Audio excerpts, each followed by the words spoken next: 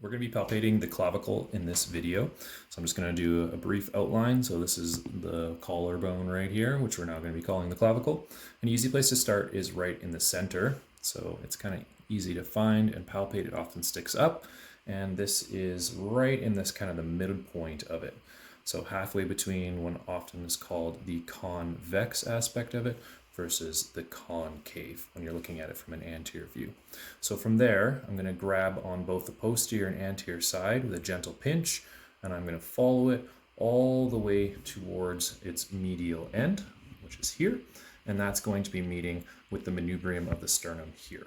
So as you're walking up, you can palpate the front of the sternum or the breastbone, and you can just roll gently your fingertip onto the top. This is known as the jugular notch of the sternum or manubrium, and that's going to be the joint between the medial end of the clavicle and the sternum here. So I'm just going to pinch around and feel this joint line.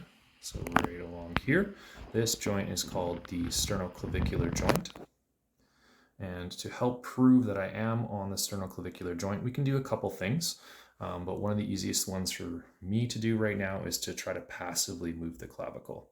So if you're not too comfortable with this might take a little bit of practice, but I'm going to gently use multiple fingertips and a thumb while feeling that joint line, and I'm going to pull the clavicle up and down a little bit, and that's creating a little bit of what we call passive movement at that joint. Another way to prove that this joint is to move the clavicle, and this is often involved with scapulothoracic motion or the whole shoulder complex. So as I elevate or passively depress, that clavicle is moving up and down. So I'm going to go and put my fingertips back on that joint space, and with my other hand on her elbow right now, I'm just passively lifting up that shoulder, and I can feel the end of the clavicle moving back and forth. So that's a good way to help prove that you're on this sternoclavicular joint. So the end of this clavicle, again, the sternal end, and I'm going to be following that laterally all along this time. So now I'm going into the concavity aspect of it, and I'm going to just point out that as people head laterally, you often get kind of fooled for the end by how tight the musculature gets around this end of it. So it's a lot harder. This is upper trapezius coming in and attaching along the posterior aspect of this lateral clavicle, as well as we get below that the deltoid muscle. So I'm going to try to push in behind as well as my fingers to the front and go as far as I can until I start to feel the lateral joint, which is going to be called the acromioclavicular joint, often known as your AC joint. Again, I'm going to use my fingertips sinking into that upper trapezius, squeezing the end of the clavicle until I find what I believe is the joint line. So I've identified the joint line right here. I'm going back and forth between clavicle to acromion, clavicle to acromion. And again, we can try moving that. So I'm going to passively grab onto this clavicle here, and I'm going to move that joint back and forth and feel for some motion. So right in behind kind of my finger right here is our AC joints moving. The previous way that we did it also works. So I can place one hand on the bottom of her elbow, and I can start to elevate and depress through the humerus, which is going to move the scapula, and therefore the clavicle also moves with that. Again, one more time, just kind of wiggling that distal end. So the acromial end of the clavicle versus the acromion process of the scapula, making that acromioclavicular joint. Okay, so those are the two ends of the clavicle, and now we're going to point out a couple of the substructures to it. These are a little bit more trickier. You're not going to get an easy palpation of them, but what we're going to do is on the medial end of the clavicle, I'm going to go right to that end and drop underneath it. This is where the costal cartilage of rib 1 is. So this is not going to be an easy palpation. However, there is a ligament going between the clavicle and this costal cartilage. I'm going to do a very kind of try to be gentle with this, but as you strum back and forth, you might start to feel a little bit of a twanging of the costoclavicular ligament, which is on the inferior side. Not going to be easy palp since it's also through pectoralis major. And I'm going to go towards the midline now. So right in the separation between convex and concave in the midline. I'm going to try to hook my finger to the underside like so. So again, rolling the pad and sinking in, and again going left and right. And this is going to be the insertion for subclavius. So subclavius is also attaching to that costal cartilage of rib 1, traveling lateral and inserting right on the inferior midline of the clavicle. Okay, as we work our way lateral, this is not going to be an easy palp. There's a really good chance you cannot feel the bony landmark, but if you're following along with a picture, you might be able to see on the inferior side something called the conoid tubercle and the trapezoid line. I will not be able to actually feel those structures on the clavicle because they're on the underside of this. But what I'm going to do is I'm landmarking her coracoid process, which is right in here. And these two ligaments go between the clavicle and the coracoid process. So I'm going to start by finding the superior aspect of that coracoid and kind of hook in, and then do, it's fairly deep pressure, but a medial lateral strum. So the more medial one is going to be conoid. And then if you're able to sink underneath, this would be where your trapezoid ligament are. So you're not really feeling those bony structures, but you are getting kind of in the objective area of where the ligament attaches to. So that's going to be our palpation from end to end of the clavicle. We're going to be palpating the clavicle in a seated position here, and I'm just going to be outlining in case you're having your client seated in front of you instead of supine. So we're going to be kind of going from end to end and finding both of the joints as well as doing a quick little kind of palp assessment to see how the joints are feeling. So top of the sternum is the manubrium, going up and just lightly putting pressure onto the jugular notch here. And on either side right here is our joint between the clavicle and the sternum, the sternoclavicular joint. So I can quite easily kind of sink in and feel. You can see where my fingers are leaving a little indentation. Now, if you can please just gently raise your shoulder up on that side for me. Good. And then drop it back down. So I'm able to kind of feel this whole joint. I can place my hand on her back and have her do that again. So I'm just feeling how the clavicle is moving on the sternum as they're going up and down. Good. So the medial end of the clavicle, known as the sternal end of the clavicle, and that sternoclavicular joint. Now we're just going to palpate lateral all the way out to the other end here. Now with our kind of body here, it's quite easily to identify where the end of her clavicle is, but I'm going to make sure we can all kind of palpate that as I sink in behind. I'm squishing into upper trapezius with my kind of index finger here, and I'm following along with my thumb towards the front. And we get towards that end. Right here is that joint line, right in this location here. I'm going to place my thumb on the front of her acromion and my other index finger on the back of the acromion. And I'm going to do kind of like a little wiggle test. I'm just going to see how the movement of the acromioclavicular joint is moving there, see if it's excessive or not. That looks okay. And now I'm going to ask her gently to again raise her shoulder on the side. So she's doing a little bit of abduction of the glenohumeral joint, and see how that moves. And then elevate by lifting it straight up and down. Good. And I want to also feel what's happening in that joint. A couple other motions that we can go through is to bring the shoulder forward, what's known as protraction. And again, see how the shoulder joint moves there, the AC, and then into retraction as well. So sometimes in retraction, it feels like the clavicle is being held by the sternum and the scapula can move a little bit further. So sometimes this can be uncomfortable for somebody who's had some damage to their acromioclavicular joint. So it's kind of just assessing both ends of the clavicle and where we'd be palpating, plus how the joints are moving while the person's in a standing or seated position.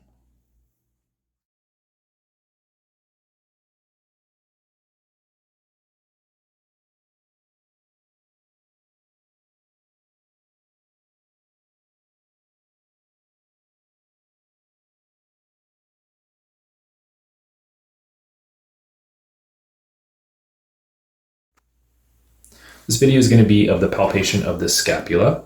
So we are starting our person in a prone position here. We have a pillow underneath just to kind of lift up the scapula a little bit, but we're going to try to identify all of its borders and edges to begin, and then we'll start landmarking things as we go. With your person on the table, if their scapula is kind of in a relaxed position, you might be able to kind of feel right away and find some of those edges. But this is sometimes a helpful hint if the person's able to. So what I'm going to do is I'm going to take her arm and I'm going to place it into the small of her back. Now, if she holds it up here for a second, it actually tightens up all the musculature, which is what we don't want. But if they're able to relax and let go, and you'll be able to see that from that elbow kind of dropping to the side, now the inferior angle tends to stick up a little bit easier. So this might make it easier to find it, but I don't actually like leaving the person's hand in this position for the majority of my palpation. So I'm actually going to bring it back. It's just helpful to get that first kind of step on where is it. Now myself, I like to go to the top of the shoulder here. I'm actually going to just cup. So thinking that this is the ball and socket, I'm just going to cup it and lift it up on that humerus in the front. And therefore I can kind of lift up that scapula. And now you can see all kind of the edges with just that passive retraction. So pretty easy to find this bottom kind of corner here, and then all the way along this border right here. So let's start naming some of those items. This is what's known as the inferior angle of the scapula. And I'm running my fingers currently all the way along up the medial border, sometimes referred to as the vertebral border, obviously because it's the one facing the vertebrae, but we're just going to call it medial border for the most part. And that goes all the way up, a little bit trickier to find from a prone, but we will find this in supine as well. You have to really sink through the trapezius or even hook in from the front of the trapezius, and up in here is the superior angle. So I prefer to find this from a supine, so stay tuned for later in the video and we will show you this from a supine view. So all along our medial border, inferior angle, and now I'm going to go and gently kind of push in and follow up along the lateral border. This whole lateral border is muscle attachment, so it might not feel quite as nice to kind of palpate along its edge, especially because two of the muscles attaching here are very ropey, and that is teres major and teres minor. But from around here to here, this would be our lateral border of the scapula. Now, because it is a triangular shaped bone, oftentimes people will call this whole kind of superior surface the superior border, but it actually has quite a bit of bumps and kind of divots in it. So just as a general, it's not an easy to follow your hand all the way along it. Okay, so now that we've kind of outlined some borders and angles, the next item I'm going to find is really easy, and this is the spine of the scapula, but the spine has quite a few things attached kind of to it and around it. And so we need to know where that is to be able to label other structures. A really easy way to do this is to take the palm of your hand and kind of feel the superior aspect of the shoulder. And within a short period of time, you should be able to identify kind of where the spine is right in here. All right, so finding the spine of the scapula, again, it's right along the top of the shoulder as I'm going back and forth across this here. And now I'm going to start to point out a few things. So if I can find the medial border of her scapula right here, and this is the spine, as the spine meets the medial border right in this location, this is actually known as the root of the spine of the scapula. So if you can think of kind of like the roots of a tree as the beginning, it actually goes and widens out a little bit as it meets that medial border. So we will have muscular attachment right into kind of the root aspect here as your rhomboid muscles are attaching. Rhomboid minor, typically in and around that root, with major below and left scap above. But once we found the root, I'm going to have a finger on the upper and lower portion of that spine, and as I work myself lateral, there is a thickening part which is known as a tubercle. So right in here is the tubercle of the spine of the scapula, and this is going to be an anchoring point for your lower trapezius as well as a little bit of your deltoid.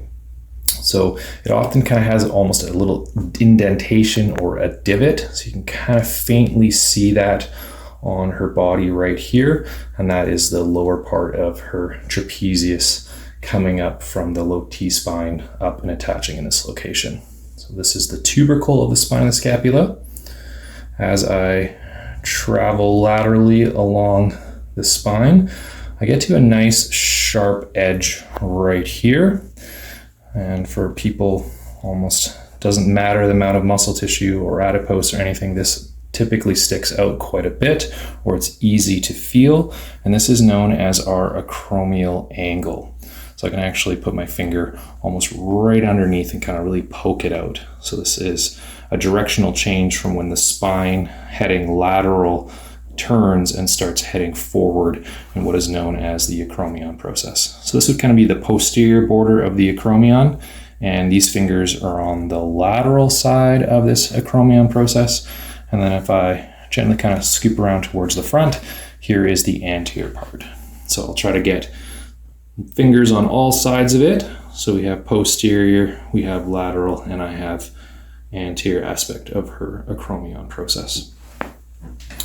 Okay, so finding the spine of the scapula will also help us to find the two fossas above and below that.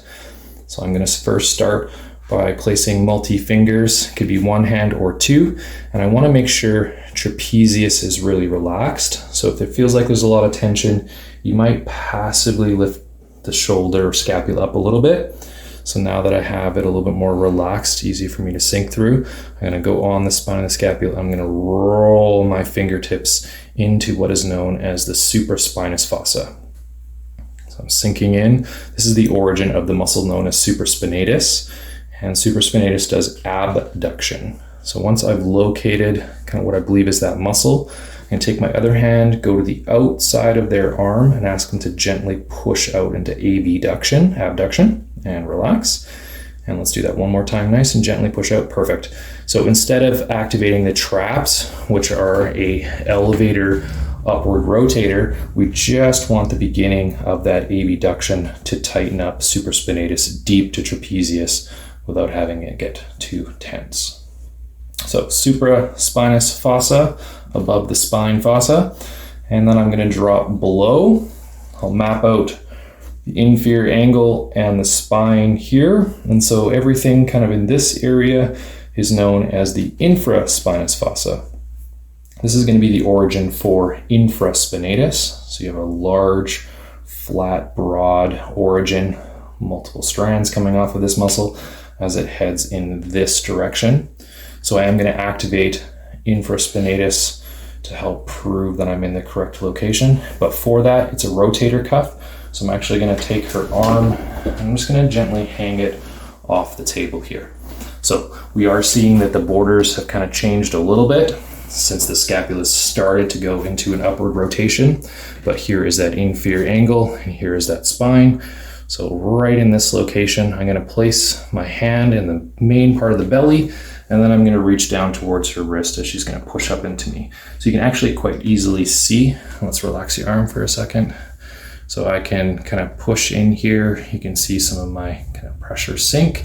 And then as she externally rotates, that tightens up quite a bit as infraspinatus is pushing up in this area. Okay, and relax. All right, I'm going to return your arm back to your side. We're going to find one more landmark now, and this is one of the attachments for triceps. So I'm going to go back to my lateral border. The lower part or inferior part of it is going to be for teres major. And then as I go up, the superior lateral border is for teres minor. But right at the very top aspect of it is going to be the infraglenoid tubercle, which is the origin of the long head of triceps. So we can bring the arm, again, just hanging off the edge of the table. I'm going to ask her to lock her elbow into extension, and then she can relax that. I'm going to go back to that, what I believe is infraglenoid tubercle, and I'm going to push out against that. Perfect. And relax. So I can follow up this long head tendon as it goes up underneath teres minor into our infraglenoid tubercle right in here. We're going to be palpating the superior angle of the scapula. So I'm just going to trace out a triangle that I like people to go and kind of search for. So we have the clavicle as one of this anterior part of the triangle.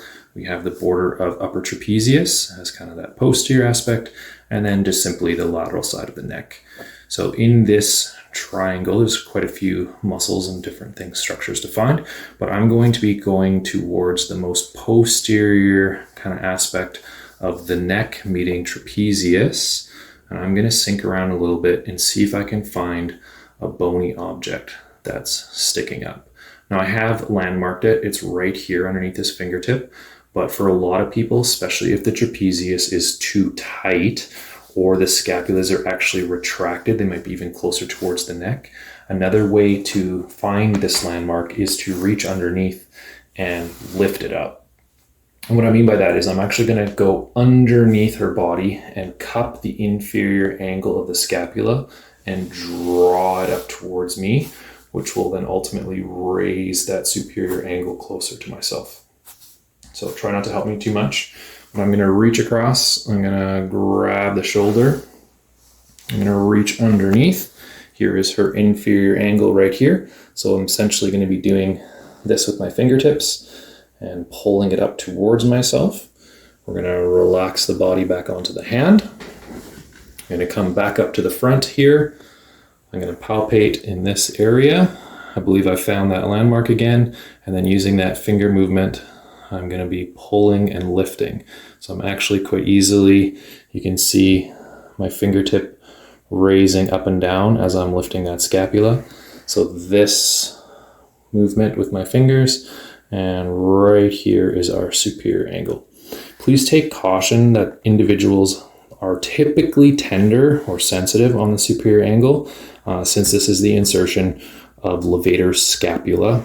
Some references will say directly on it, and some will say just to the superior medial border of it. But either way, lev scap is often a muscle that holds a lot of tension in it. So if you're pushing and kind of digging around for it, we have a lot of sensitive structures from arteries and nerves in the side of the neck to, again, just an angry levator scapula. So I'm going to palpate into the side of her neck and feel for this ropey band right here being lev scap, and then its insertion right here on that bony object. And one more confirmation is to ask her to try and raise that shoulder up towards her ear. Perfect. And relax. And that got quite tight as she did that. We'll try that one more time. Good. And back down. So that's going to be our attachment for lev scap as she does elevation of that scapulothoracic joint. All right, in supine, we're going to be finding 3 landmarks of the scapula. So the first one I'm going to be looking for here is the coracoid process. We're going to be kind of landmarking a few things of the humerus as well as of the clavicle to help us be in the right location, as well as I'm going to fire off a couple muscles. So on often kind of, I would say, guesswork is that people go inferior clavicle and poke around in this area looking for the coracoid process, but they're actually missing the fact that the coracoid is very anterior. It is inferior to the clavicle, but it actually sticks out more anterior than the lateral clavicle. So what I like to do is I actually get my client involved a little bit here. I'm going to ask her to hold her own arm up in the air, and I can easily start to identify the anterior and more medial border of this deltoid. So anterior deltoid, the medial border. And if I had her start to bring her arm across her chest for me, this would be pectoralis major. So there's actually a part of the clavicle that doesn't have either of those 2 muscles attached to it, which often leaves kind of this triangular soft spot right here. This is not the location to find the coracoid process, but this is where people often dig and look for it. It's actually just lateral to this. So if I'm in this soft spot, I can push around, I feel some soft tissue, I feel some pectoralis major, but as I head lateral, using that same palp pressure, all of a sudden I can't sink in at all, and I feel what we often call like a gumball or a knuckle underneath the surface. This is the coracoid process right here. So I have 3 fingers kind of circling it right now. I'm going to take one finger and go around in a full circle. So here's the inferior part of it. There's the lateral aspect of it. Here's the superior, and then back around to the medial. So we have the clavicle here in that concave aspect of it. Here is her acromioclavicular joint versus the coracoid. So again, you can see that the AC joint's actually more lateral and superior than that coracoid, but lateral to it's going to be the humerus. So I'm going to take her arm, bring it out. We're actually kind of in a neutral position anatomically.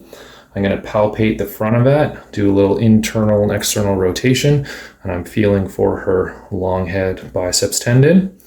As I go medial to that, I have the lesser tubercle of the humerus, and if I go a little bit farther medial, I end up on that coracoid process. So if we watch really carefully here, I don't know how easily you'll be able to pick it up on camera. However, if I do medial and lateral rotation, this part of the bony structure is actually moving underneath the surface, and this part between my fingers is not. The coracoid process is a part of the scapula, and I'm currently medially and laterally rotating her humerus. So the coracoid process should not move. Now we are going to list off a couple muscles to help us prove the coracoid. There's 3 muscles utilizing it as an attachment. So just inferior and heading down towards ribs 3, 4, and 5. So we're pushing just above kind of breast tissue here in the pec. If you're able to just almost push your shoulder forward towards my hand for me a little bit, excellent. Here is pectoralis minor through pec major, and that's attaching to the coracoid process. Or we could activate 2 muscles going down in the arm. So I'm having her in a supinated position. She's going to do a gentle pull, and right in there we have the biceps short head and relax. And if you started to lift your arm up a little bit, that would also fire off that biceps short head and coracobrachialis. So you can use any one of those kind of 3 muscles to help you orient this coracoid process. But I'm now actually going to go for it underneath pectoralis major. So for this, we need some consent from our body that she's okay with me going into her axilla. And I'm going to bring the arm out a little bit. So you're looking for the lateral kind of inferior edge of pectoralis major here. And I'm going to be placing a couple fingertips into this location, but I want pec in a slackened state, not in a taut state. So as I have the arm out to the side, which would create lots of space in the armpit, it's actually lengthening pectoralis major. So if I tried to push up underneath, I'm going to feel a lot of resistance from pectoralis major, and this will not be helpful for me to try to get all the way up to this coracoid process. So what I'm actually going to do is find that kind of border, and then I'm going to take away the camera's view for a second of where my fingertips are. I'm going to bring her arm across her body, and my fingers are still in the same location, and I'm going to try to go up here. So we might make a little camera magic happen here as I'm sinking in, and now as I push up, my fingers are lifting up from below my hands that are on the outer surface. So I'm feeling the coracoid process from this hand inside the axilla, and as I push into it, it's lifting up my upper fingertips here, so you can actually see that I'm down as far as the coracoid. Now, one thing I am going to have to mention, that when you're inside this axilla, you will not feel that same ball-like structure at this point, but it will just feel like a bony object inside this axilla. A couple ways that I can prove it. I'm actually preferring to use a pec minor at the moment, so I'm going to have her just start to push her elbow up towards the ceiling. Good. This is a serratus anterior, but it also does work a little bit for pectoralis minor. If you want more pec, you kind of angle the elbow down. Perfect. And I'm getting a nice kind of ropey musculature coming in from below. If again, draping wise, if you wanted a little bit more security on the lateral edge of breast tissue, you could also ask your client to reach over and just basically create a border or cup the edge of breast tissue and kind of move that out of the way, which will help you kind of access. Perfect. So getting up and being able to kind of strum pec minor and then follow it up towards that coracoid process. We will use this same style palpation when we follow biceps and coracobrachialis up towards that bony attachment there. So I'll bring your arm back down. Thank you very much. Okay, so that is both coracoid process over top of and through, as well as underneath pectoralis major and kind of up through the axilla. All right, we're going to be palpating the subscapular fossa. So I have kind of changed the draping a little bit here, and what we've done is just created a lateral line, which is going to give me a little bit more access to the axilla instead of our sheet kind of going straight down and getting tucked underneath the scapula. So this is giving me more access to the axilla and then trying to get deeper down towards that subscapular fossa. Honestly, the best place to go in is kind of picturing the deepest part of the fossa. So if you push in too high here or superior, you're going to get into pectoralis major. And if you push towards the bottom, you're going to hit the lateral side of the scapula with either lats or teres major minor. So we're really going to go right into the deepest location of it. I'm going to place a couple fingertips in here. Now the next error that people make is that if you push up, this is following the ribs into serratus up towards pec minor, and I kind of want to go down towards the table with my pressure. So again, control of the wrist, open the space up. Now what we're going to do is the view is going to go away a little bit as I place her hand onto her abdomen. And with my other hand, what I'm going to do is I'm going to reach underneath the scapula, grab the medial inferior border of it, and I'm going to wing it out towards me.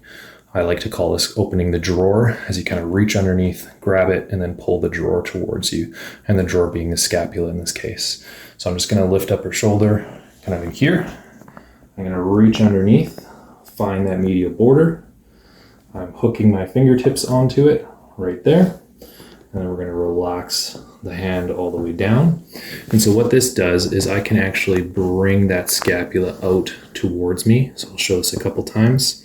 Might be a little bit tricky to see, but I'll point out that this right here is her inferior angle of the scapula. So that is the scapula fully kind of rotated. Technically, there's some upward rotation. So now this outer musculature right in here is lats and teres. Get a nice roll of teres major right there. However, I'm going to go kind of past teres up into our subscapular fossa and place my hand down on it. Okay, now that we're inside this space, we can close the arm up. You guys have seen where my hands are. And what I'm going to ask my partner to do here is to push her palm down into her belly. Good. So I'm just going to take my other hand out for a second just to show clarity. What she's doing correct, but what we don't want from your person is to do this. And what we want for them to do is this. So subscapularis is one of your rotator cuff muscles, and it's responsible for medial or internal rotation.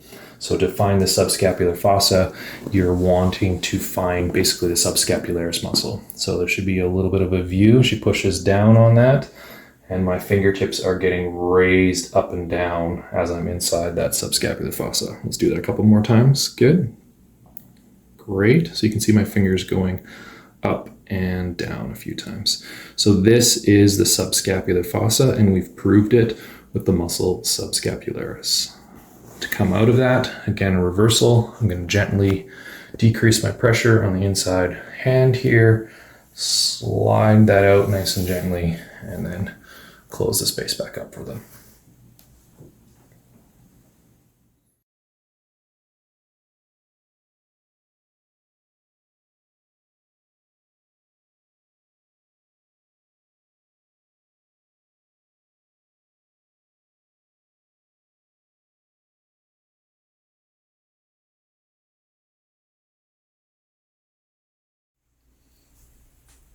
We're going to be palpating the humerus. So we're going to start by putting our body into an anatomical position to help us orient the proximal end of this humerus. So again, a palm up position. The arm can gently kind of just hang on the side of the table, dependent. It should be okay here. We're going to orient a couple bony landmarks of both the clavicle scapula to help us figure out exactly where our humerus is in space. But looking at that proximal end is really going to be the head, the lesser tubercle, greater tubercle, bicipital groove, and we'll discuss a little bit about the facets in this area. So I'm going to hold her by the wrist so I'm able to maneuver the humerus into medial and lateral, internal, external rotation. You're seeing a little bit of bony movement underneath the skin right here, and that's going to be helpful for us to kind of identify what is humerus versus what is acromion and of the scapula. So let's do that again one more time. You're able to see the humerus moving underneath the surface, right in that area there. I'm going to palpate the top of this acromion and find its joint edge. So that's right here. So this is the front of the acromion. This is going to be the proximal part of the humerus, which is its head. I'm going to roll my fingertips in. This right here is the coracoid process, and I am on that proximal kind of head of the humerus. Okay. The next item I'm going to look for is the bicipital groove, and I'll kind of go back to a few things here. So the biceps tendon, biceps long head tendon specifically, is running up through what is known as the intertubercular sulcus or bicipital groove. So that's going to be here, and I know I'm on it because I'm going to go back and forth using medial and lateral rotation, and I'm able to strum the biceps tendon. I won't want to do this too many times to our body here because she will not like it. But I'm going to apply some pressure on top of that tendon. I'm going to roll the arm in medial, and there it goes. So I'm able to cross fiber and strum this biceps tendon, and I'll make it move a couple times under the surface so you can easily kind of see that going up and down.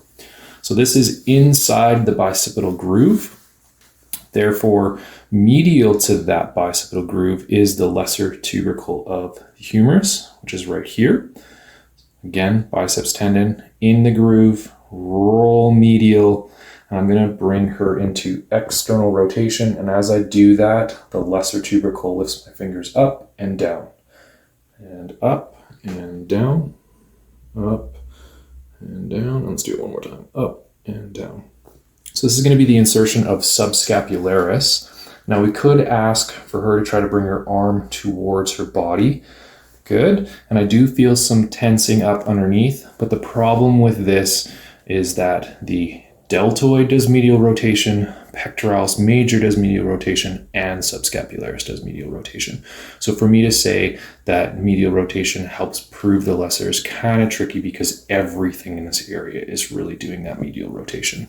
So I like to use the movement of the bony structure itself. If we were on the coracoid process and I did that, I would not feel any bony motion.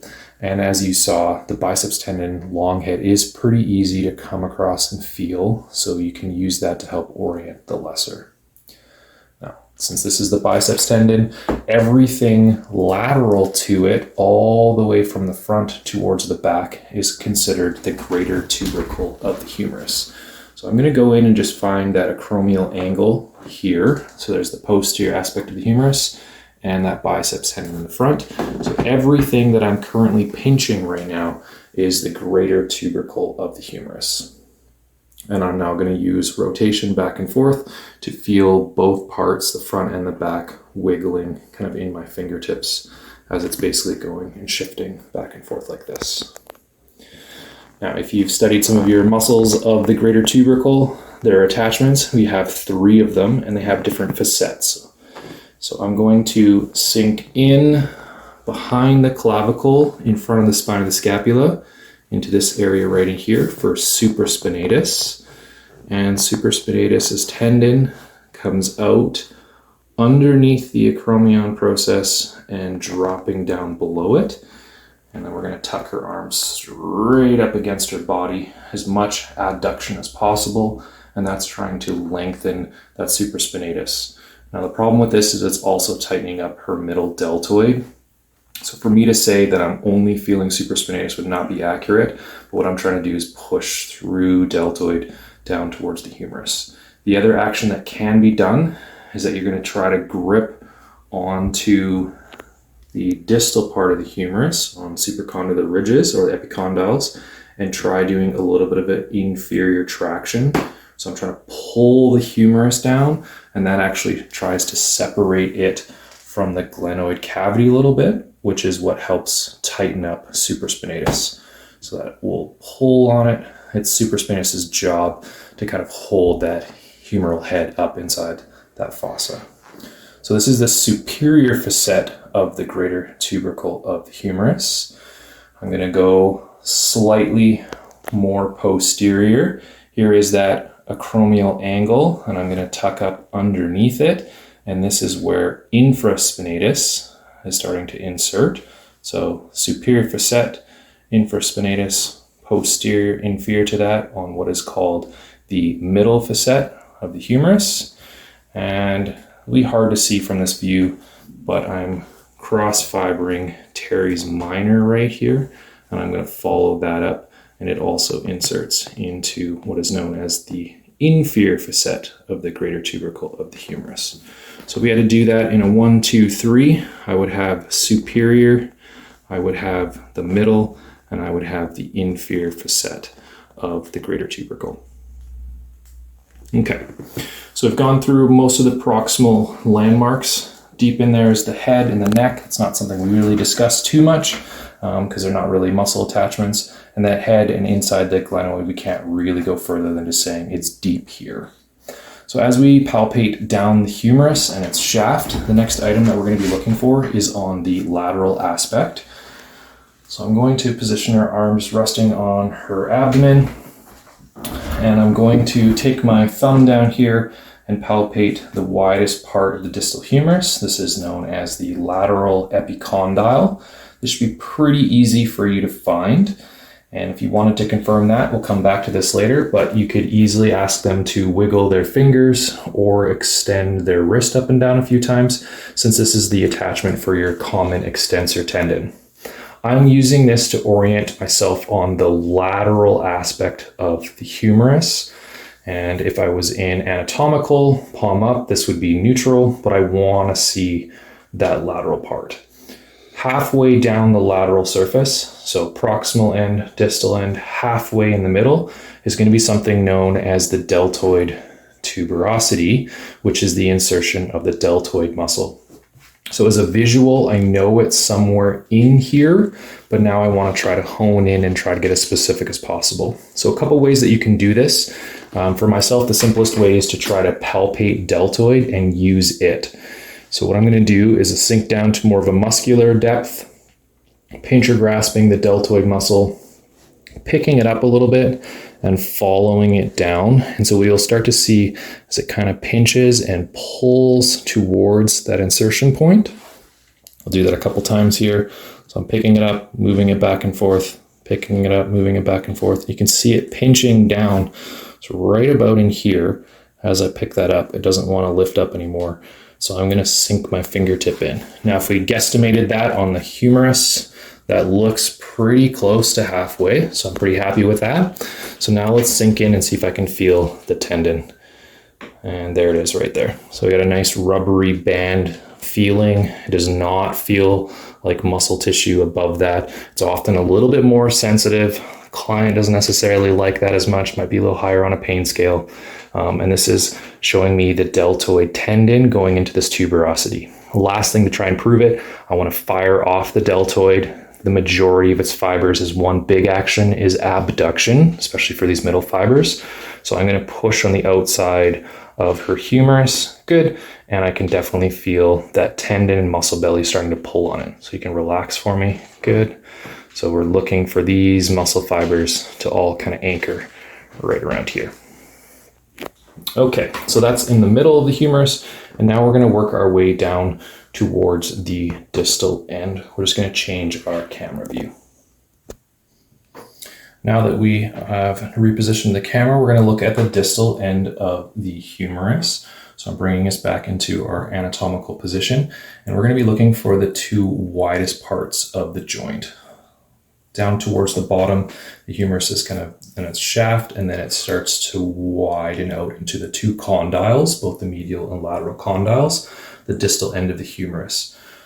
I'm going to flex the elbow and externally rotate her a little bit. So in this area here, this is still humerus versus this would be ulna. This sinking in quite deep would be the medial condyle of the humerus. And then it comes out to a kind of a sharpened point right in here known as the epicondyle, or on top of condyle. So right in this location is our epicondyle, the medial one, and this is the common attachment of your flexors. So the common flexor tendon is utilizing this as an attachment. And so as a quick check, you can ask them to flex their wrist. So go ahead and do that, good. Or you could make a tight fist for me, and that's going to be activating a muscle known as flexor digitorum superficialis, and relax. So either one of those, flexion of the wrist or a couple ulnar radial deviations, there's a lot of muscle tissue using this as a common attachment. So that's an easy proof of I'm on the medial epicondyle. If I was to go above that epicondyle, so I'm going to sink in gently and go up from there, or proximal. This is known as the medial supercondylar ridge of the humerus.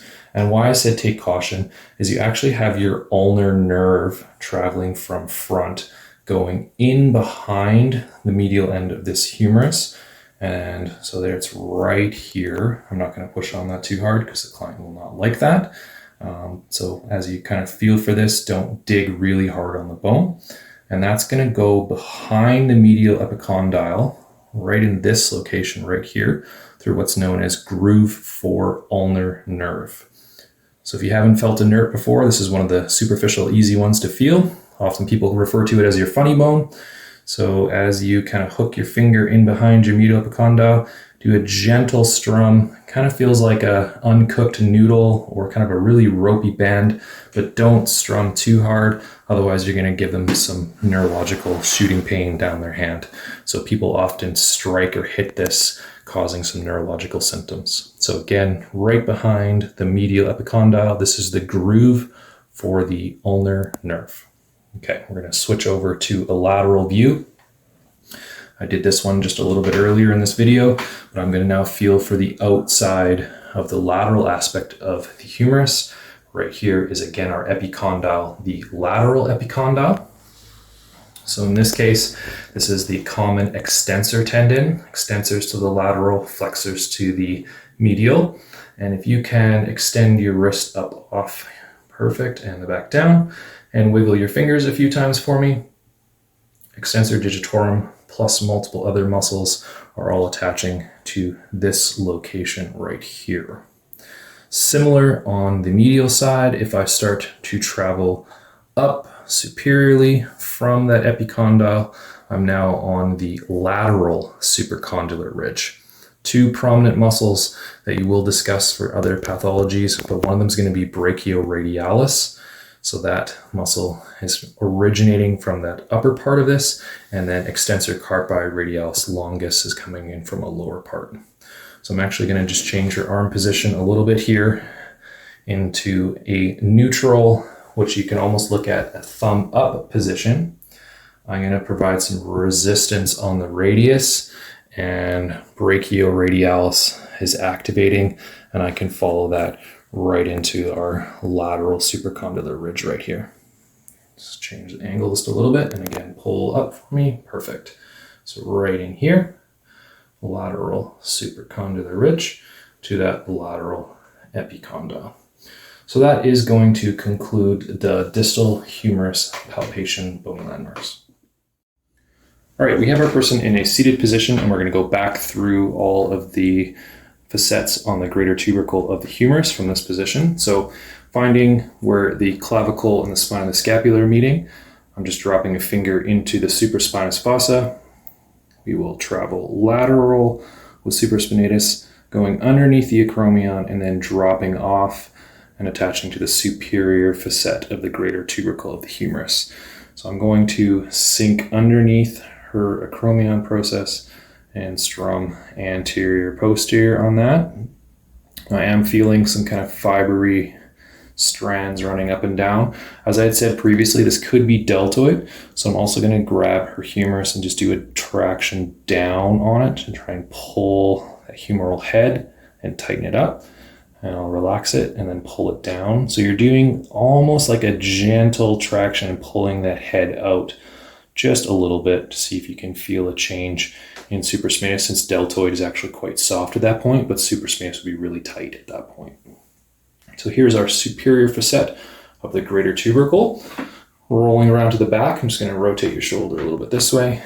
Perfect. Here is the spine of the scapula, and here is her acromial angle going right underneath it. So infraspinatus and the infraspinous fossa running in this direction. It's going to go right below that angle and start to attach on the posterior part of the humerus. Again, the greater tubercle, and this is now the middle facet. Can you just start to externally rotate your arm? Perfect. And relax and go back down and just start to do that again. Good.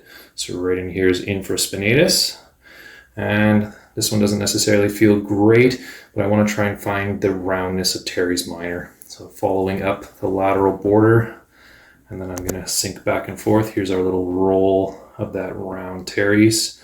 I'm going to follow that out until I get onto the back of the humerus, which is right in here. Again, just start to do that external rotation for me. Perfect. And relax. So this is the inferior facet. So I'll put all three fingers down again, one towards the top for superior, the angle just below that, more middle, and a little bit further down than posterior is going to be the inferior facet. Supraspinatus, infraspinatus, and teres minor on the greater tubercle of the humerus.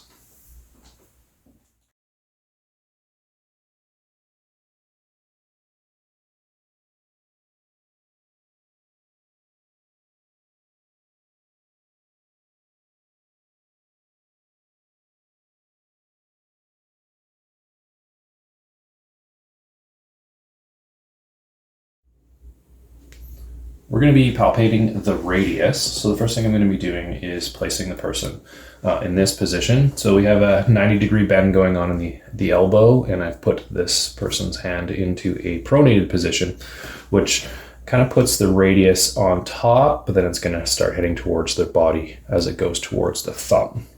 So we're going to be starting by landmarking on the humerus a little bit. The first thing I'm going to be looking for is the lateral supracondylar ridge and then the lateral epicondyle here. So once I've identified the lateral epicondyle, you could do a really easy, quick, ask your partner to rapidly tap their fingers, and I can feel digitorum. Good, thank you. And what I want to do is travel distal in kind of the direction of the thumb. So as I'm on that lateral epicondyle, I'm just rolling off of it. And this is actually the joint line between the humerus and the radius. Now the radius actually articulates with the capitulum of the humerus, but we're not going to be able to palpate that. But just past that part of the humerus is the head of the radius. So the head is quite an easy object to feel from this position, but if you looked at the forearm in an anatomical position, you'd be going through a lot of musculature, and it's going to be a lot more challenging for you to sink and locate it. So again, I'm going to go back to our original start position here. Lateral epicondyle, just distal to that. Here's our joint line, and then this is the head of the radius. This can cause a little bit of discomfort with your person, so just take caution with it, but I'm going to move this wad of 3 muscle group down out of the way as I'm kind of pushing it, using my thumb on one side of the head and my index finger on the other. And then I'm going to hold on to their hand and just start to supinate and pronate, and you'll actually feel the head of the radius rotating or spinning in between your fingers. So kind of picture I'm grabbing onto the head, and then as I turn through supination, pronation, this is what's happening underneath the surface. So you can feel the supination, pronation movement of this proximal kind of radius and the radial ulnar joint. Okay, so there's the head of the radius. Just past that's going to be a neck. That's not going to be easily identifiable. So we're then going to look for what is known as the radial tuberosity. I'm going to take the arm and I'm actually going to place it more of a palm up position.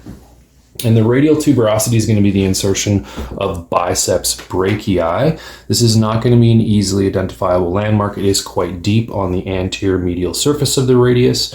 So what I'm going to do is I'm actually going to use this biceps tendon to try to get myself down orienting in the right spot.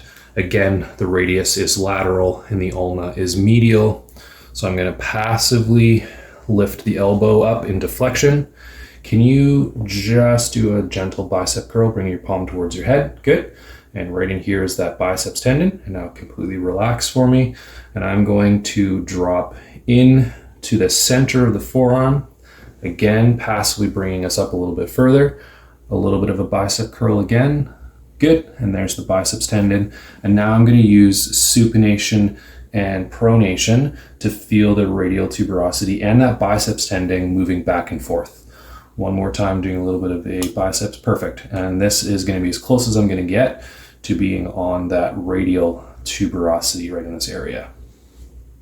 Okay, the next bony landmark we're going to look for is another tubercle, but it's for a different muscle known as pronator teres.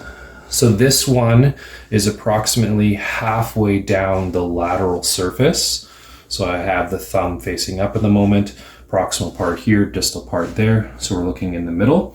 But the other thing that we can do is try to find and identify the muscle known as pronator teres and follow it towards this landmark. I'm going to bring your elbow a little bit closer to you. I'm going to put you in a neutral position, and I'm going to ask for you to gently push into my thumb here on your radius. Good. A little bit less than that. Just gently push. Perfect. So this right here is pronator teres, and I'm going to follow the muscle belly of pronator teres, distal and lateral, until I get to the radius. Now completely relax for me. I'm going to try to soften up that pronator teres, and this is a slightly raised area on the radius. You won't feel a lot of bump, but again, if you start to activate that muscle, perfect, I can feel pronator teres activate as it inserts into this pronator tubercle here. So not a lot to feel, but just more of a landmarking location. Okay, we're going to work our way distal now along this radius. I'm still left it in a neutral position. So as I approach the distal end of the radius, it ends at what is known as the styloid process, which is a sharper projection. So I want to feel where the radius drops off. So right here, as I go over the edge, I'll drop off the radius into the carpal bones, and that last part of the radius is known as its styloid process. So a couple things I can do to try and help prove that. If I hold the radius and ulna still, but I use ulnar and radial deviation, that would only be occurring through the carpal bones. So if I'm feeling the last part of the radius, if you look very carefully, my index finger is not moving as I'm on that styloid process. Or if I went a little bit distal into the carpals, there's actually going to be quite a bit of up and down squish in and around my finger. So the last part of bone. This is not a muscular attachment per se, as it is more a ligamentous stability on that lateral aspect of the wrist. We do have the muscle known as brachioradialis attaching near that styloid, but not directly on its tip. So it's usually saying more at the base of it, right in this location. So styloid process of the radius. I'm going to be turning palm down, and I'm going to go from that styloid, which we know is at the distal part of the radius, and I'm going to move onto the posterior aspect. As I work my way posterior and towards the fifth finger, which is technically medial anatomically, but it looks like I'm moving lateral just the way the hand is facing, I'm going to come across a quite large raised bump in comparison to everything else on this posterior surface. And this is known as the dorsal tubercle of the radius, and in older references it's known as Lister's tubercle. So Lister's tubercle is again quite a pronounced bump on the posterior distal radius. So this parting radius over here being ulna, and you can quite easily kind of strum back and forth across it. It is not a muscular attachment, but it actually helps form a separation between different tendons. So as I ask my person to rapidly tap all of their fingers, I'm going to feel digitorum going on one side of it, but if I ask you to extend your thumb and lift it up and down, I'm going to be able to feel some of the pollicis muscles moving on either side. So it helps create separation between those tendons so they're not rubbing as much together. So that is, again, the dorsal tubercle of the radius. And just pointing out at the distal end of the radius, we have radius and we have ulna. Again, it's not going to be easy for me to feel, but deep down inside there is our distal radial ulnar joint. And we're going to have the radius articulating with our scaphoid here and our lunate a little bit more lateral than that. And we'll talk about carpals in another video. So that is me going through all of the bony landmarks from proximal to distal of our radius.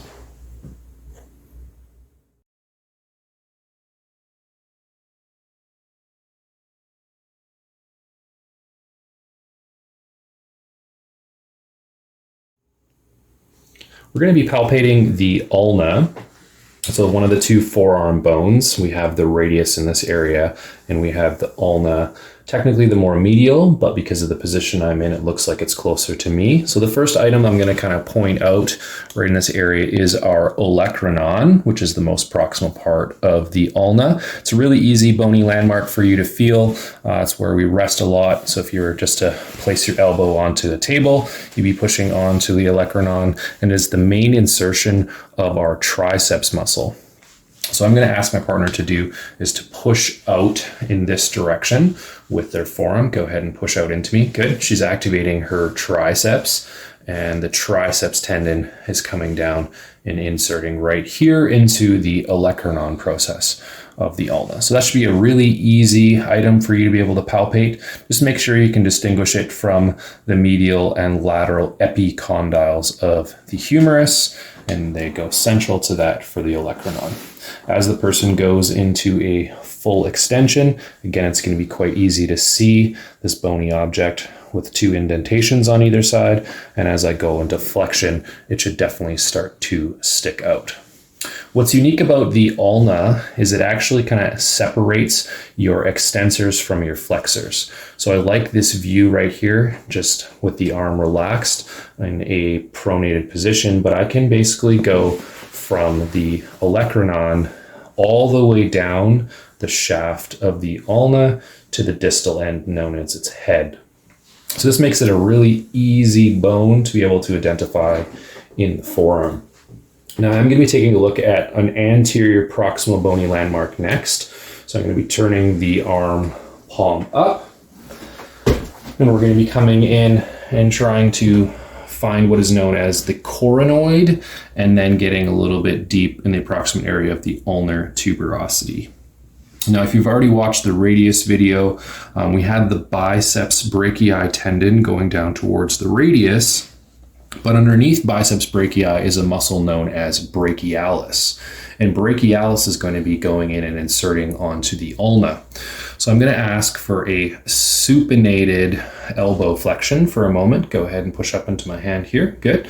So I have this biceps tendon, the distal tendon of it, and I'm going to drop off medially and try to go underneath a little bit. And again, pull for me. Perfect. And so this is brachialis. So I'm on the humerus for a portion of brachialis, and I'm now going to round what I call round the corner, go from humerus to ulna, and then I want to passively flex this elbow and try to sink in here. The muscle you're probably going to come across next is pronator teres, which I have currently in my fingers, and this also has an attachment on this coronoid process of the ulna. So what I'm going to try to do, and again this is quite deep, is I'm going to hook my finger to the proximal side of pronator teres and sink down as far as I can towards the ulna. Now very gently, if I can have you flex your elbow for me, bring your palm to your face, good. And can you turn your palm into a pronated position by turning? Excellent. So I've used both brachialis' flexion of the elbow as well as pronator teres is pronation. And if you wanted to add one more muscle to that list, this is flexor digitorum superficialis. So if you wanted to start closing your hand to make a fist for me, good. We can start to feel three kind of muscle tissues from different locations, from above and below and deep, all in that coronoid area. Just distal to the coronoid process, I'm not going to be able to feel it, is what is known as the ulnar tuberosity, and that is the main attachment for our brachialis, but you're not going to be able to feel that roughened surface because it's underneath too much musculature. Okay, so the ulna running down the medial forearm as we get all the way towards the distal end. I'm actually going to turn the forearm back over and place it in a pronated position, palm down, because the head of the ulna, the distal attachment, is easier seen from a pronate position. Without any effort whatsoever, I can look across the ulna and see a large bony object that's sticking up. If we passively flex the wrist and held it up, again, the head of the ulna is an easy find for us. So right in here, because it's the whole distal end, I'm trying to grab both the proximal dorsal surface and palmar surface of it, and I can use a pincher grasp for it. I'm going to lift this up a little bit. I can start to do a little bit of pronation and supination. It shouldn't move. I can use some ulnar and radial deviation. It doesn't move because the ulna is always constant. The radius is what's doing supination and pronation. So as long as I'm not moving the ulna through flexion extension, this should be a pretty stable landmark. The head is quite large, so it's easier for you to feel. But the next bony landmark we're going to look off of it is called the styloid process. So for this, I'm going to put the palm back down. And the styloid process of the radius was here on what you would call almost the most lateral part of the forearm. And the styloid process of the ulna is in the exact opposite position, but more on the exact and more medial part. So here is the head, but as I roll off the head, heading towards the most medial aspect, anatomically medial, I'm going to come across a projection that's sticking out right in here. So this is our styloid process of the ulna. Again, I can use some radial ulnar deviation of the hand, and it is not moving. Just like the radial styloid, it is a ligamentous attachment, and the same thing goes for this. There's one other helpful cue to help you try to find where that styloid is. If the person does an extension ulnar deviation and holds their arm up, I'm going to add a little resistance, extension and ulnar deviation. There's a muscle and a tendon right here known as extensor carpi ulnaris. It actually goes through a small groove between the head and the styloid process. So I have the head here, I have extensor carpi ulnaris there, and then I have the styloid. So once she relaxes again, the tendon will drop down, but the bony object, the styloid, will remain underneath it. So that is a secondary helpful cue to make sure you're in the right location. So there's not a lot of landmarks from the ulna. We have our olecranon at one end and we have the head at the other, but for the most part, the entire middle part is mainly shaft. Now that I'm thinking about it, I'm going to bring up one more bony landmark. This is not going to be an easy find, but it might help for some of you finding a muscle known as supinator a little bit later. This landmark is known as supinator's crest. It is again not a landmark you can easily feel, but I'm going to point it out anyways. What I'm going to do is I'm going to position the arm so that I can access the head of the radius. So here being the head sitting inside the radial notch of the ulna, I'm going to approach the ulna by dropping off the radial head towards the ulna. And this is now in between the ulna and the radius. And I'm going to go slightly distal to the head of the radius. I'm going to put your arm down. So as a landmarking, this is the head of the radius. This is the olecranon and the shaft of the ulna. And I want to go in between them, and this would be the approximate area of the supinator's crest. If you can just start to turn your palm up for me by rotating it out, good. That is supination, and put it back down, and do that one more time. This would be the activation of the muscle supinator. You're not going to feel a bony landmark, but it is quite deep. You can see I put a couple little nail marks in there because I'm really trying to sink in between those two bones. Okay, I believe that is all the bony landmarks that we're going to discuss of the ulna today.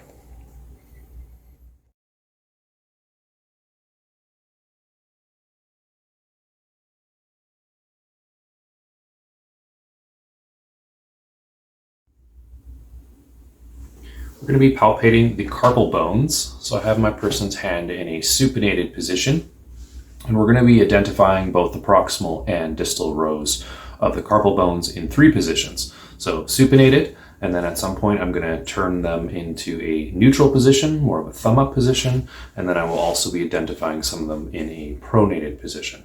But I'd like to start in supinated and start to orient ourselves where the carpal bones are.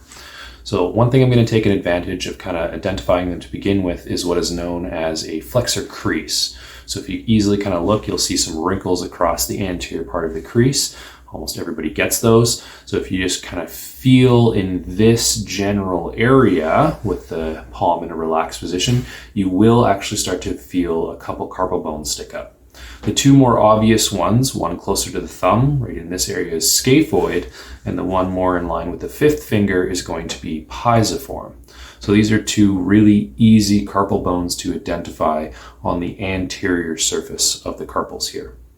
I'm going to be starting by labeling a few of them, again, across this proximal row, and we're going to start with scaphoid. So again, flexor crease, thumb side, you can run your finger up, and if you palpate in this area, you will feel a bump. Again, it's not large in comparison to some of the other tubercles in our body, but when it comes to how small the carpals are, this one should be very obvious for you to feel.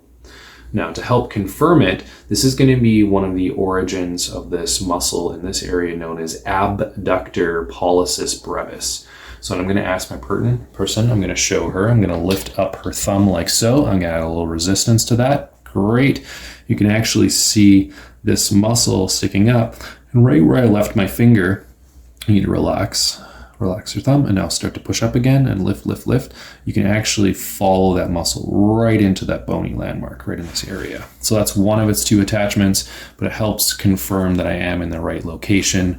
And this is specifically a tubercle of scaphoid. This is not of all of scaphoid, it's just one bump on it.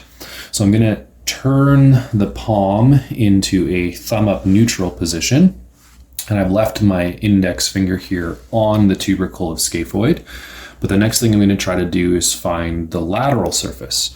So with my other hand, I'm going to run it down along the radius, drop off that styloid process, and this is also on the scaphoid. So I'm going to maneuver her hand a little bit here, and I'm going to start to ulnarly deviate. So I'll show you that a couple times. I'm grabbing with my fingers in my palm, and as I bring the hand down towards the table, the scaphoid actually lifts up quite a bit. When I go into radial deviation, it goes and hides behind the radius in that styloid process. But as you ulnarly deviate, it rolls out from underneath it, making it easier for you to palpate. So I have one part scaphoid here, a second part scaphoid here, and if we roll onto the back side, I'm going to take away that lateral palp, I can find Lister's tubercle, and as I roll off of Lister's tubercle and stay to the thumb side of it, again, if I start to passively flex a little bit, again, I will find scaphoid. So what I'm going to do now is I'm going to pinch or grasp scaphoid from front to back. I'm going to place my index on its tubercle in the front, and I'm going to place my thumb on the dorsum. Just for clarity, this thumb is on the styloid process of the radius, just to know that I'm not on radius anymore, and I'm on fully scaphoid. And what I'm going to do is I'm going to move our scaphoid back and forth while holding the radius. So you can see my fingers are moving a bony object back and forth, even though my other hand is stabilizing the radius in place. So this is the scaphoid bone. We're going to palpate the lunate bone next. So I'm just going to orient myself with a couple other carpal bones, including scaphoid and capitate, and where lunate sits. If you want to picture the lunate as a small half-shaped moon crescent, so we have a concave surface as well as a convex surface, and scaphoid is on the opposite side with a similar shape, just a bigger bone, and then the capitate head is going to be sitting partially inside lunate and partially inside scaphoid. So I want to use that theory to kind of orient where scaphoid is and where lunate is.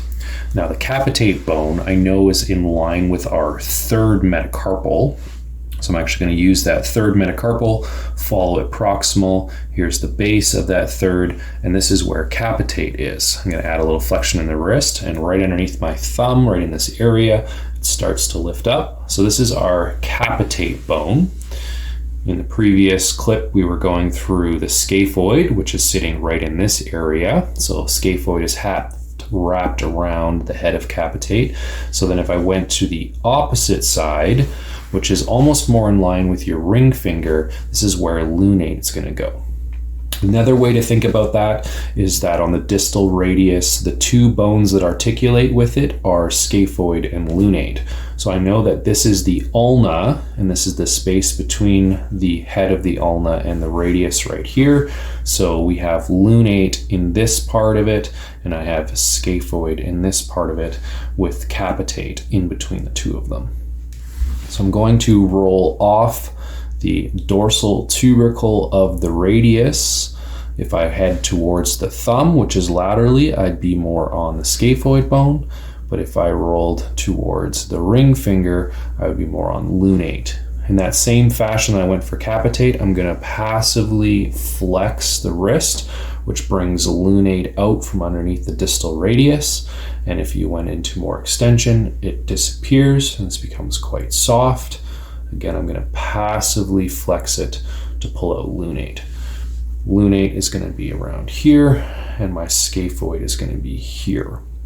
Now, I am doing this majority of the palpation from a dorsal view, and the reason for that is if we turn the hand over into supination, lunate's going to be sitting deep inside the carpal tunnel. So capitate being in the kind of the center of it, and lunate and scaphoid being on either side. But because of that, we have 9 tendons and the median nerve running up through this carpal tunnel, plus our flexor retinaculum covering it. It's going to be extremely difficult to try and feel a lunate through a lot of that. It's going to get very distracting. So you are easily going to be able to find it on the posterior surface than you are on the palmar or anterior surface of it. We're going to be finding the pisiform bone. So I'm back in a supinated position. I'm gonna do a little gentle passive flexion of the wrist, looking for this flexor crease. And when we put this palm down on the 5th finger side, I'm gonna palpate, and there should be a fairly large bump or bone technically, because it is the entire pisiform sitting right in this location here. So depending on the person's hand, you're actually able to grab pisiform. So I'm gonna go on one side of it with my thumb and the other side of it with my index finger, and I'm going to move it back and forth. So I have a little bit of a wiggle room with that bone. It's a little bit harder to move it anterior, posterior, but more medial, lateral, proximal, distal. And what I'm going to ask then is to confirm it with a couple different muscles and tendons. So the first object that attaches into it's coming down from above, being flexor carpi ulnaris, and that attaches into the pisiform.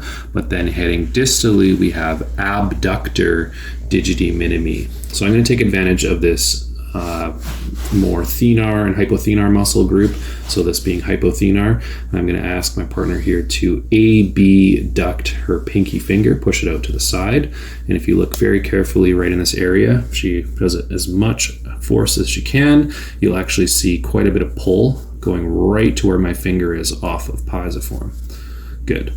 If you started to lift up your palm and do a little bit of ulnar deviation for me, I'll add a little resistance. So right in here, you're seeing a very distinct line coming from that abductor plus flexor carpi ulnaris. And now relax. And they're both merging at this pisiform location. So we got a couple muscles that I can use, but this really should not be a hard, bony object to find. Pisiform, the 4th carpal in this proximal row here.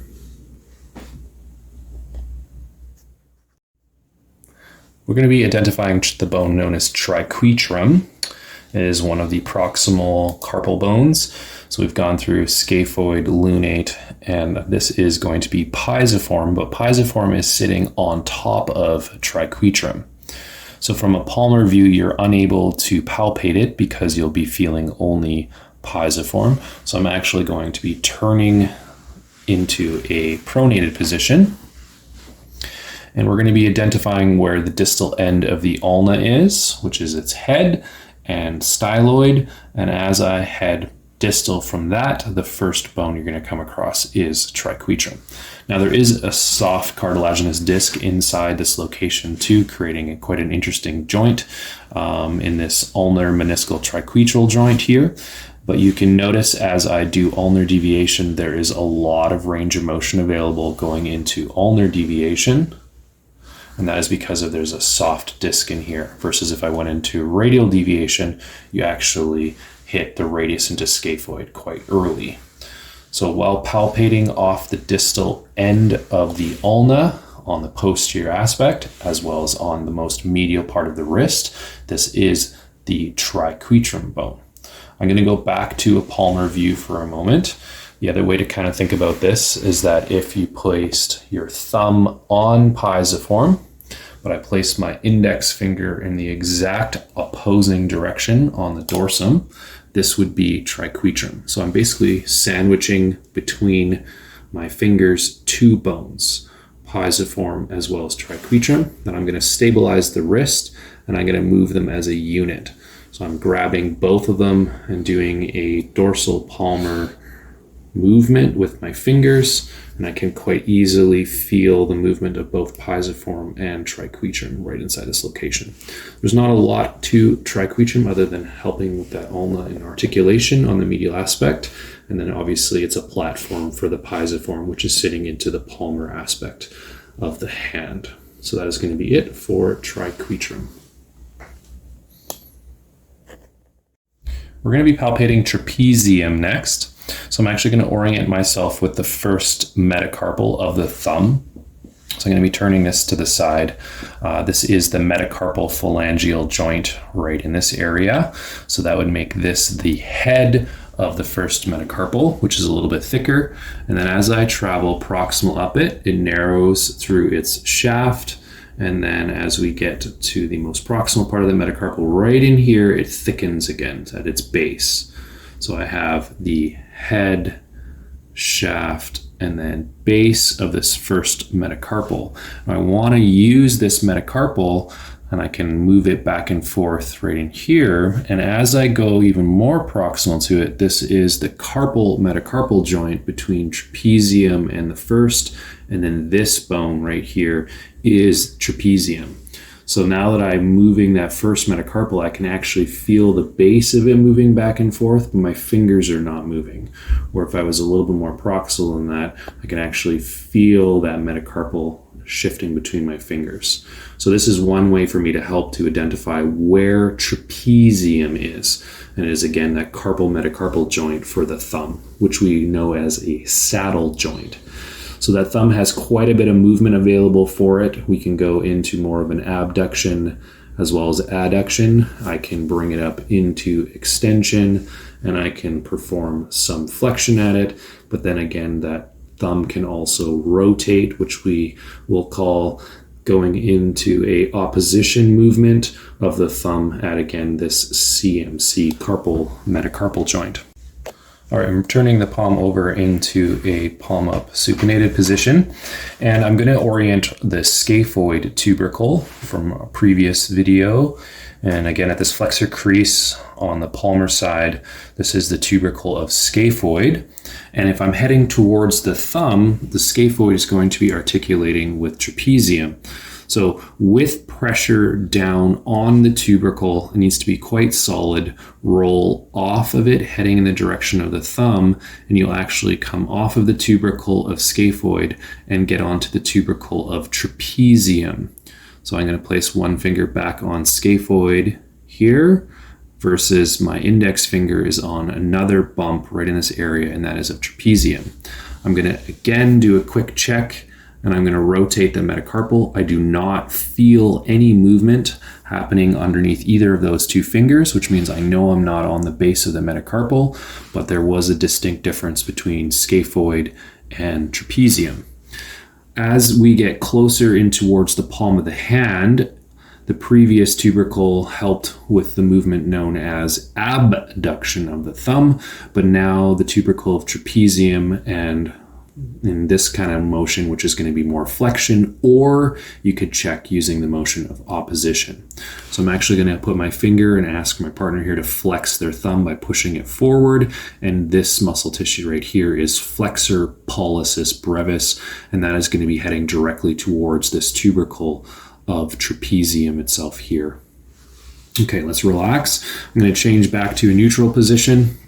Again, I'm going to be doing a three-dimensional grab this time. So in the front, in the palm, I have the tubercle, and on the dorsum, again, I'm just going to do a quick check. I'm definitely not on that, and I can feel independently I'm moving trapezium. If you want to try something a little bit more challenging, we're going to orient the wrist with one hand grabbing scaphoid, and then with the other hand, I'm going to grab trapezium, and you can actually feel the difference in shift between scaphoid and trapezium.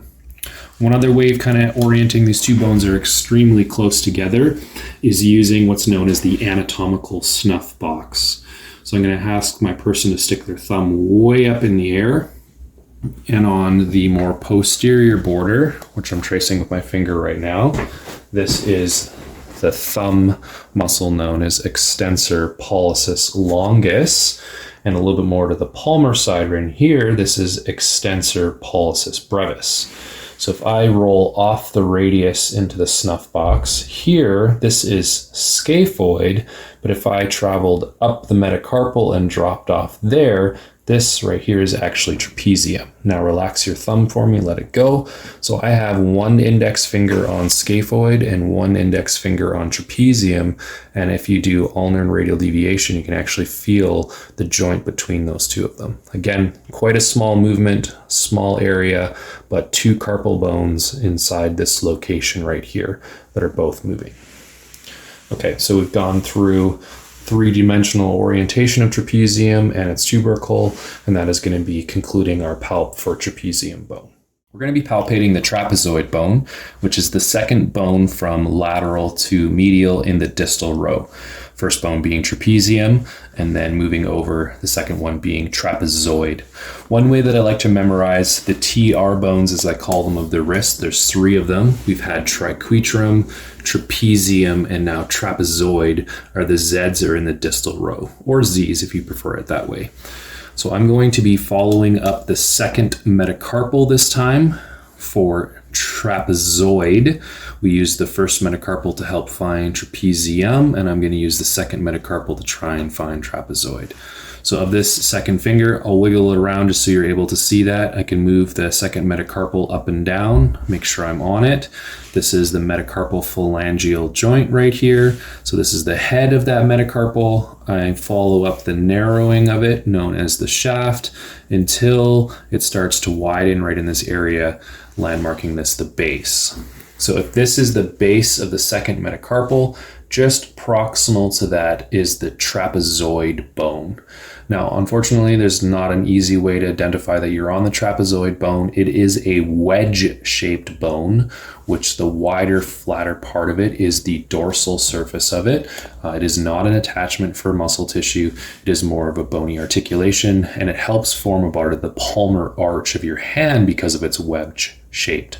So the wider part being the dorsum, but again, if you went over to a palmar aspect, there is no way you're going to be able to feel the narrowing or the sharper part of that wedge shape because it's deep underneath a lot of musculature. So it is going to help create a little bit of this arch because it has a wider dorsum and a narrow anterior surface. So again, orient yourself up. You could try to find trapezium lateral to it, head a little bit more medial towards that index finger. You can move the wrist around a little bit, but there's not going to be an obvious guarantee that you're on the trapezoid other than orienting yourself. We're going to be palpating the capitate bone. Now the capitate bone, I like to call the keystone. So all the carpal bones are all basically around it. It has a very obvious large round head, and then it has a kind of square-bodied base to it. Now to help us kind of orient that shape, the base is in line with our third metacarpal on this part, and the head actually faces proximal with having both scaphoid and lunate on either side of it. So what I'm going to use is this third metacarpal to help me go up along, plus I'm going to try to find where the center of the wrist is. So I'm going to lift the palm up here, and I'm going to use the movement between the second and the third metacarpal Here is the head of that third. I'm going to follow it up in that interosseous space between the bones until there isn't one. So right in here, these are the bases of both 2 and 3. As I push down on them, you can see a little bit of wiggle happening in the fingers, showing me I'm still on those 2 metacarpals. When I'm on the third, just proximal to that, in the center of the wrist here is going to be the capitate bone. So I'm going to passively flex the wrist, and that capitate's head will start to roll out dorsally as you do this. So as we go back and forth, I can start to feel that capitate push up.